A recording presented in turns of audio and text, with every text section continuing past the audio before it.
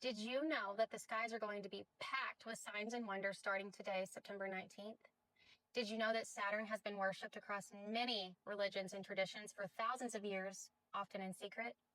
Some say its influence is hidden all around us, in rituals, monuments, and symbols. Even the name Saturn sounds like Satan. And this week, Saturn will be at its closest to Earth, shining its brightest. Right as heavens align, astronomers, prophecy watchers, even skeptics are paying attention because the heavens are stacking up events that almost never fall together. In fact, when you add the triple conjunction, the new moon eclipse, Saturn at its opposition, the equinox, and the Feast of Trumpets, all inside the same few days, you are looking at a cluster that may only happen once every few centuries. I'm sure you guys have seen the pictures, but just before sunrise today in certain areas, you should have seen a rare triple conjunction. The thin crescent moon, dazzling sparkly Venus, the morning star, and Regulus, the little king, which is a star at the heart of Leo the lion. Then on Sunday, September 21st, it's a new moon and a partial solar eclipse. The very same day, Saturn reaches opposition, meaning it's at its closest and brightest for the entire year. Then just a day later on Monday, September 22nd, comes the equinox, which equals to day and night. That evening at sundown begins the Feast of Trumpets, the appointed biblical festival tied to the new moon, the last trumpet and judgment. The feast runs through September 24th. So in less than 1 week, a triple conjunction, an eclipse on a new moon, Saturn at its closest, the turning of the equinox, and the trumpet feast of Scripture. Even skeptics are admitting that this stack is unusual enough to stand out. And with all of that, here's where it gets the most interesting. Saturn, across history has been tied to time, to limits, to law, and to harvest, resurrection, and death. The Romans honored him as a god of sowing, the keeper of Saturnalia. The sickle in his hand, a direct symbol of reaping and endings. The Greeks called him Kronos, the devourer of his own children, a warning about time consuming all things. Other ancient cultures tied him to agriculture, war, and discipline, always connecting him with cycles of fate and judgment. Saturn has been widely worshipped in many different religions and traditions, and in conspiracy circles, even linked to elite groups accused of drawing on Saturn's symbolism in their rituals and architecture. In occult and other systems, Saturn is more than just a planet.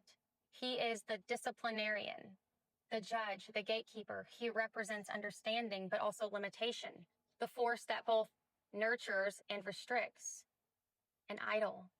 Ritual magicians use Saturn's symbols and planetary hours for binding, for structure, for protection, and for transformation through hardship. It sounds pretty counterfeit to me. Saturn embodies the cycle, death, decay, rebirth. He is endings, but also the soil from which new growth rises, harvest, burial, and resurrection, all contained in one archetype. That's why so many people in the US, the Freemasons, they secretly worship Saturn because Saturn is counterfeit to God. That's why its festivals marked both joy and mourning, and why in the new year it celebrated excess, and why conspiracists link Saturn to deeper patterns of resurrection myths. And in the heavens, Saturn carries its own stamp, the sixth planet, the Lord of the Rings, encircled in bands that look like cosmic shackles. At his north pole, a giant six-sided storm, the hexagon spinning endlessly. The number 6 repeats, sixth planet, 6 rings, six-sided storm. Easy to link the hexagram to spellcasting, even to 666. Whether coincidence or by design, Saturn's fingerprints are everywhere. And then you also see it mirrored all over Earth, black cubes everywhere. The Kaaba in Mecca, circled counterclockwise like the planets. The Jewish tefillin, small black boxes bound in prayer.